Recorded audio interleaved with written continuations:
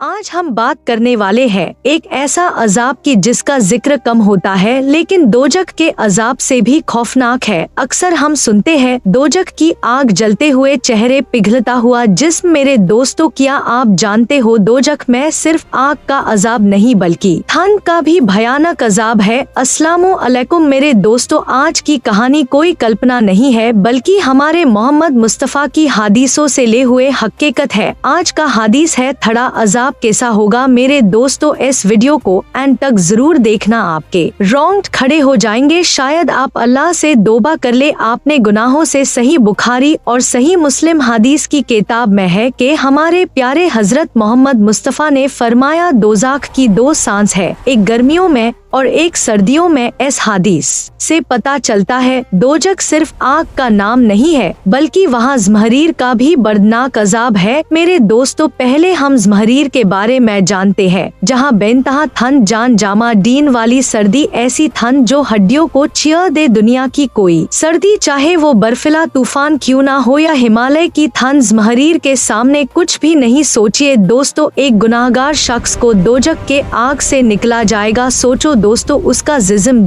जल चुका है, उसकी खल पिघल चुकी है और फिर उसे ज़महरीर की तरफ धकेल दिया जाए। वहाँ की हवा का हर झोंका छुरी की तरह लगता है, जिस्म का गोश्त जम जाता है, हड्डियाँ चटक चटक टूटने लगती है, दांत जोर जोर से बजते हैं, इंसान चीखना चाहता है लेकिन आवाज भी जम जाती है। और सबसे खौफनाक बात, वहाँ आग से कोई पनाह नहीं और ज़महरीर में भी कोई बचाव नहीं। हमारे मोहम्मद मुस्तफ़ा ने फरमाया जब सर्दी ज्यादा हो जाए। बुखारी मुस्लिम में मफहूम है कि जहन्नुम ने आपने रब से शिकायत की और कहा, या अल्लाह, मेरा एक हिस्सा दूसरे हिस्से को खा रहा है। तो अल्लाह ने उसी दो सांसें लेने की इजाजत दी, एक गर्मी की और एक सर्दी की। मेरे दोस्तों, इसी सर्दी की सांस को ज़महरीर कहा गया, यानी जहन्नुम की वो ठंड जो दुनिया की किसी ठंड से कंपेयर नहीं की जा सकती। मेरे दोस्तों, दुनिया की ठंड में भी इंसान आग जाला लेटा है, गर्माहट लेने के लिए उन्हें गर्म कपड़े पहन लेटा है, लेकिन ज़महरीर की ठंड में कोई सहारा नहीं होगा। सोचिए मेरे दोस्तों, इंसान का जिस्म कांप रहा होगा, दांत बज रहे होंगे, चमड़ी फट रही होगी और ठंड इतने तेज होगी कि इंसान अपने आप को जामा हुआ महसूस करेगा। जब ठंडा अजाब होगा उस वक्त ना तो ठंड से बचने के लिए कपड़े होंगे और ना आग होगी और ना धूप होगी, सिर्फ अजाब दर्दनाक वाला। और हदीसों से और इस्लाम की तालीम से पता चलता है कि मुनाफिक लोग जो ज़बान से मुसलमान बाने पा दिल से नहीं बाने, नमाज में सुस्ती करने वाले जो ठंड के डर से नमाज छोड़ देते हैं। हमारे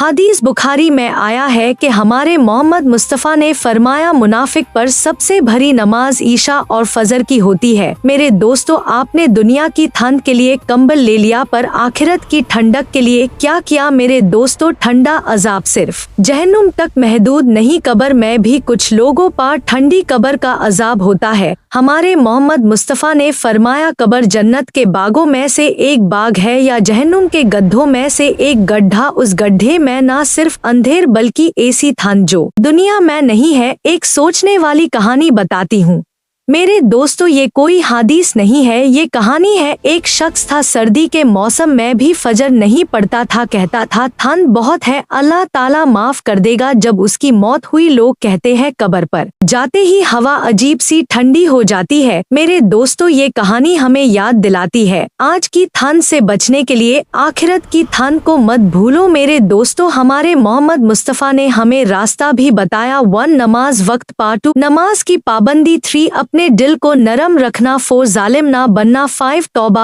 और इस्तिगफार जरूर पढ़ना। जो दुनिया में अल्लाह के लिए ठंड बर्दाश्त करता है, अल्लाह उससे आखिरत की ठंड से बचा लेता है। मेरे दोस्तों, जाते जाते एक छोटी से दुआ करते हैं। आप आमीन जरूर बोलना, क्या पता आपकी आमीन हम सब की दुआ कबूल हो जाए। या अल्लाह हमें ज़महरीर की ठंड से बचा, आमीन। या अल्लाह हमें दोजख की आग से भी बचा, आमीन। या अल्लाह हमें ऐसे अमाल करने की तौफीक आता जो हमारे कब्र को रोशन और राहत भरी बना। आमीन सुम्मा आमीन। मेरे दोस्तों, अगर आज की हदीस ने आपको सीधे राह पे चलने आपके दिल गवाही दिया है तो समझ लेना ये वीडियो शायद आपके पास अल्लाह ताला के हुक्म से आए हो। बेशक बगैर अल्लाह ताला के हुक्म के एक पत्ता भी नहीं हिलता। बाकी तो आप समझ सकते हो। हमारे चैनल अजीज की कहानी पर लाइक शेयर सब्सक्राइब जरूर करें और अपनी आखिरत को याद रखने वालों के लिए अल्लाह हाफिज दुआ में याद रखना।